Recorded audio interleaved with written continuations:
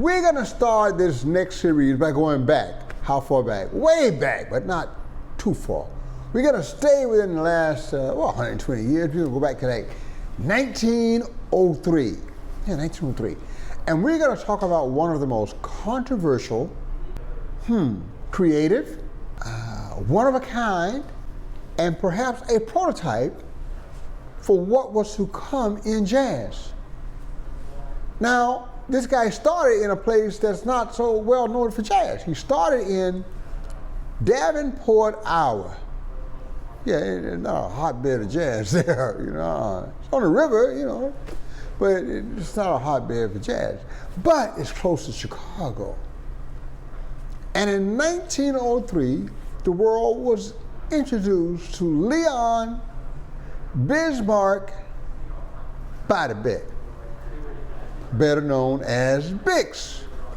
It was the name he preferred. Because you see, his middle name being Bismarck was his father's first name, and let's just say he and his father did not get along. So he did not like being called Bismarck, and in letters he wrote to his mother, he would always end it with, your son Leon Bix Beiderbecke, not Bismarck. So he had a passion about this whole name thing. Now, his father was a well-to-do businessman. He had a couple businesses, had a lot of money, worked in lumber, shipping and whatnot. His mother played piano at the Presbyterian Church in Davenport. And so she encouraged young Bix to learn a little bit about music. And he did, starting at the age of 3. Matter of fact, they say he would walk up to the piano and he was so small he'd have to reach up and play above his head. But of course, it wasn't about reading music for him, because he had this incredible ear. He probably had perfect pitch. He could play anything he heard immediately. And he never forgot. Even if you took him to a place where music was being played and he did not get back home for hours, he could go directly to the piano and start playing the music he had heard hours before. So he had a natural gift and an ear for music. And he kept this. As he got older, he fell more and more in love with his musical gift, and his passion for music grew. His mother didn't mind, but his father was like, he's a man. I don't mind you playing piano in the church, but he got to have a man's work. And the conflict began. And it first manifested itself in the fact that Bix was a poor student, and that's being kind. He flunked everything. Somehow he kind of made it through elementary to middle school, where they had junior high school, whatever. Didn't quite make it through high school because some other things caught up with him. You see, he started drinking at an early age. Probably just like teenagers, kids bored in Davenport, trying to be a little different, that whole thing. But then his brother came back from the war and brought some recordings with him, and one of the recordings was the first recording of the original Dixieland jazz band. Now, I don't hold that up as an icon of jazz purity, but among certain circles, that was high cotton, so to speak, for jazz. Yeah, high cotton. You'll get that joke later. Anyway, he started copying licks he heard on the recording because he had begun to teach himself to play the cornet. And it wasn't like he had lessons. Mom didn't play the cornet. Dad wasn't going to pay for no lessons. He taught himself. And so he developed unorthodox technique, especially fingerings. There are lots of combinations to produce certain notes, and young Bix chose all of the combinations that were not so common among learned players. But he mastered this technique, and he could play anything he heard from ear. He knew what he was doing, but because of this great ear, he never became much of a music reader. And this would be a problem for him later in life. He probably didn't read the music so much because of his aversion to academic study to begin with. Anyway, and he had that perfect ear, so why? Once he got this music and he started copying these licks, the feud between he and his father grew even more, because there you are playing that devil music, that disrespectful music, that dark people's music, that jazz, whatever, a lot of words they could have used. Finally, his father decided, I'm going to break him of this because he's drinking. He's getting in trouble. There's an incident where he got arrested. I'm not going to go into those details. For those who really want to know, you can look it up. He got arrested and was kicked out of school, so his father had him transferred to the Forest Lake boarding school to get him away from the jazz. That probably was a good idea at first glance. But you see, Forest Lake is even closer to Chicago. And in Chicago, you got occasionally the original Dixieland Jazz Band. But you also have the New Orleans Rhythm Kings. And they were really a whole lot more in the spirit of this jazz than the original Dixieland Jazz Band. They didn't call themselves Dixieland, Rhythm Kings. And down the street on the south side, you got King Oliver and his Creole Band. Bix do this. So every chance he got, when the sunlight went down, he would creep out of his dormitory window, jump on a train, and go to Chicago and listen and jam and do it all, and drink, and drink, and drink. And one night he got caught climbing up the fire escape to get back into his room. And this was unfortunately after a dance he had played. Because, you know, he was a very musician, and this boarding school was remote.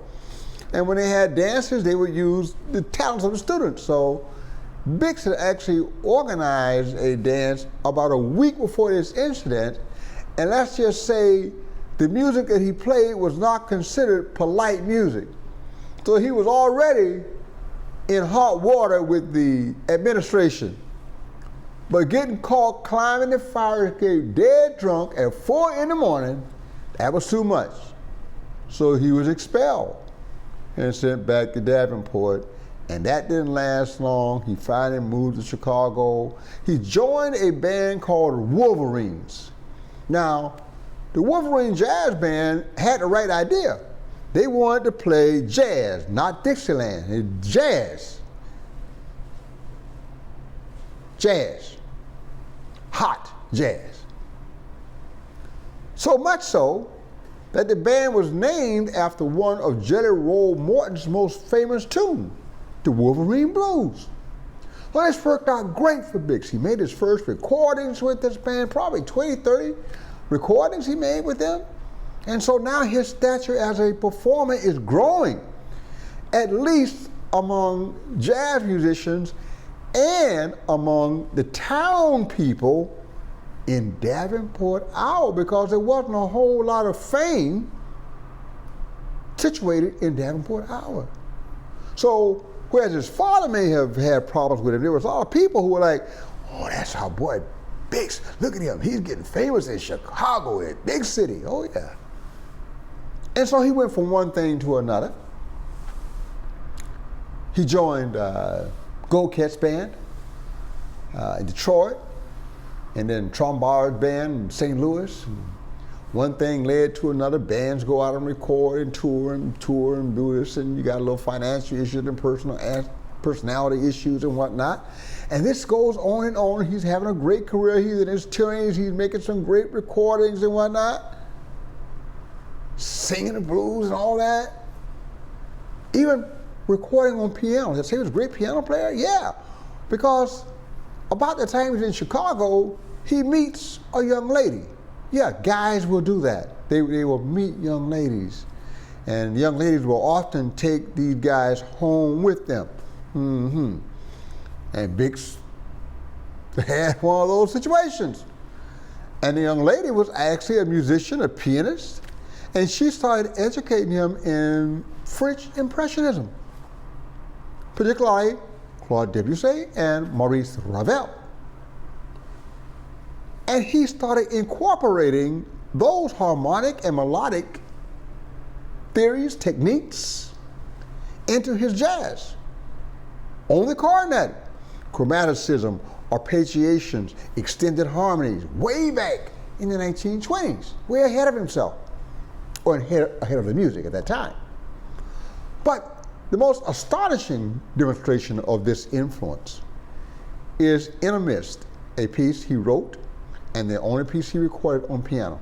You need to go listen to that. It is actually unbelievable. The harmonic movement, his actual piano technique, wonderful. So he is growing. He's starting to write a few songs, mostly blues songs. He did his jazz, some ballads.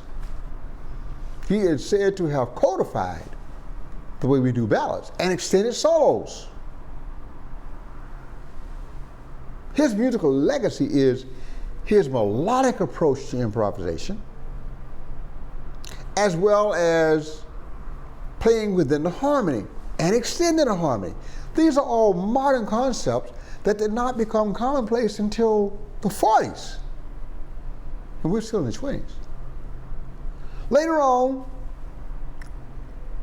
things got a little bit ugly in New York with Tremar's band, and he ends up, along with his friends, being a part of America's greatest jazz band, the Paul Whiteman Orchestra. Oh yeah, he was there for a while, and made a lot of great recordings with them, including the 1930 recording of Georgia on My Mind, which featured a young singer that no one ever heard of, named, Bing Crosby. Yeah.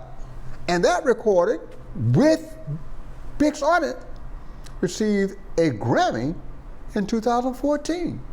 So although he's been gone for a long time, his music is marching on, and his legacy is marching on. Now, the Whiteman thing was hard on him, because although Whiteman was called the king of swing, there wasn't a whole lot of swing involved in that. It was mostly society music that had been whitewashed. I said it, it's been whitewashed. And you can take that word any way you want to. You know, strings and French horns and not a whole lot of swing. And not a whole lot of improvisation either, except for Big Beiderbecke, because his technique and his talent as an improviser was so great. Even Paul Whiteman had to give him some room. And Paul's arranger made sure he structured arrangements to strategically feature Big Beiderbecke in that role, and not to, how should I say, make the Whiteman Orchestra just too jazzy. When Paul Whiteman's at the height of his fame, and they go out to LA to make that movie, The King of Swing, this was Paul Whiteman's greatest moment, but it was Bix's undoing. His drinking increased because night after night after night he's playing the same stuff, and he might get to play one or two solos. And although he's making a good amount of money, it was torture, so he drank more and more and more and more and more and more and more and more and more. And it came a point near the end of the filming of that movie in LA that he was diagnosed as just severe alcoholic. He was actually standing up with his eyes closed, sleep. I mean, he was pretty sick. And so he left to go to a rehabilitation center. And Paul Whiteman, in his love for Bix Beiderbecke and his respect for Bix's talent left that seat in the trumpet section open for a long, long time. And he did not hire someone to fill that seat until Bix had recovered and it was obvious that Mr. Beiderbecke was going to be doing stuff with smaller groups that were doing more swing and material. A lot of it groups that Bix Beiderbecke organized himself with people from the Whiteman band who wanted to do some more explosive kinds of music, some harder music. Finally, Paul Whiteman got somebody else in that chair, but that is the talent of Bix Beiderbecke. Even Paul Whiteman had to go, oh no, we're gonna stop, we're gonna hold this chair. He's the only guy that can sit in this chair. He was like that. So, he ends up going to New York, and despite the best efforts of his friends, he dies in his apartment in Queens at the age of 28 from the life he had lived.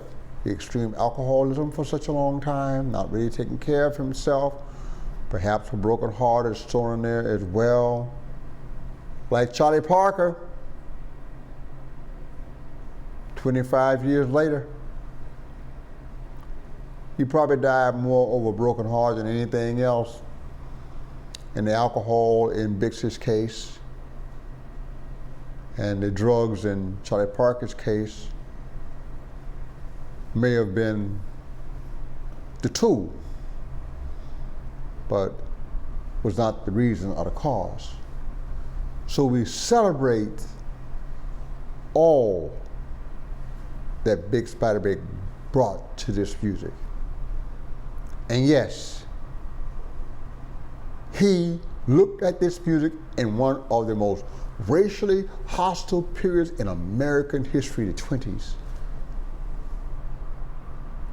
And he would check out the white bands in Chicago, and then he'd go to the South Side and check out the black bands, and even had a little association with Baby Dawes and King Oliver and even Louis Armstrong. This is the story of Mr. Bix Beiderbecke, one of the first great jazz soloists and one of the first tragic characters in the history of jazz. Thank you very much. Go out and listen to Bix play. I guarantee you, you'll be amazed at what this young man, I do say young man, was doing 100 years ago. Thank you very much.